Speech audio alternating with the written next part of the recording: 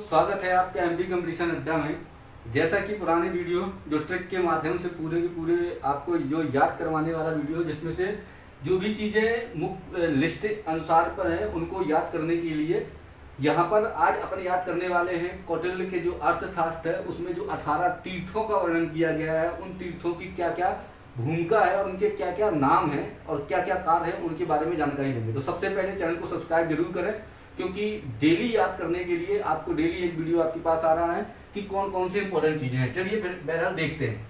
देखो, अर्थशास्त्र में वर्णित तीर्थ। अच्छा, अर्थशास्त्र, अब यहाँ पर यही बात आ रही कि अर्थशास्त्र, देखो कौटिल्य ने एक पुस्तक लिखी जिसका नाम क्या था, अर्थशास्त्र, और वो राजनीति से संबंधित थी। तो अब इसका ऐसा नाम क्यों रखा गया कि देखो प्राचीन समय में क्या था कि जो राजनीति है ना उसको अर्थशास्त्र से ही लेकर के रखा जाता था। जैसे कि अर्थ मतलब होता है धन, और राजनीति को जो राजनीति का मुख्य वहां पर परिभाषा ही होती थी कि राजनीति तो है ये नीति निर्माण करने का, साथ में धन की भी बात है कि किस नीति निर्माण किस क्षेत्र में करोगे आप, मतलब जो संसाधन है वहां के उस क्षेत्र में ही आप नीति निर्माण करोगे। तो इसलिए उन्होंने मिला जुला रूप इसका अर्थशास्त्र ही समझा और अर्थशास्त्र में राजनीति की बात की। जैसे आपने पढ़ा होगा कि चाणक्य ने क्या कहा, कौटिल्य ने, कि मुख्य रूप से 12 प्रकार के मंडलों की बात की। मंडल क्या होते हैं, जो राज्य हैं उनकी बात की, कि जो पड़ोसी राज्य होता है वो हमेशा क्या होगा, शत्रु होगा। अब वर्तमान में भी व्यवहारिक है, वैसे उन्होंने यथार्थवादी बातें की थी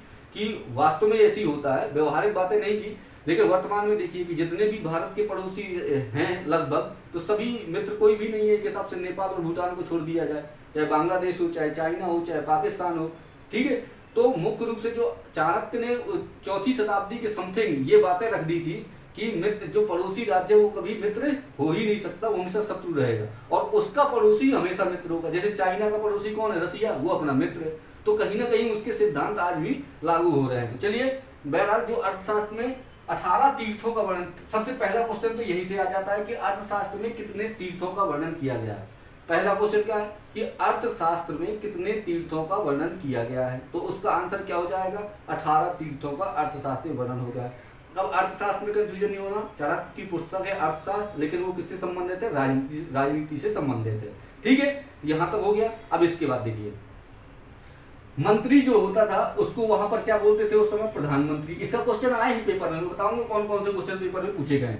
तो मंत्री को क्या बोलते थे, प्रधानमंत्री, ठीक है। ये तो सिंपल सा है कि जो मंत्री है वहां का वो प्रधानमंत्री। वर्तमान में भी जो मंत्री ही प्रधानमंत्री हो जाता है एक हिसाब से, मतलब पहले वो सांसद बनता है, उसके बाद वो मतलब नेता बन जाता है, ठीक है, और उसको क्या है, प्रधानमंत्री अपन घोषित कर देते हैं। तो मंत्री क्या था उसमें, प्रधानमंत्री था। पुरोहित,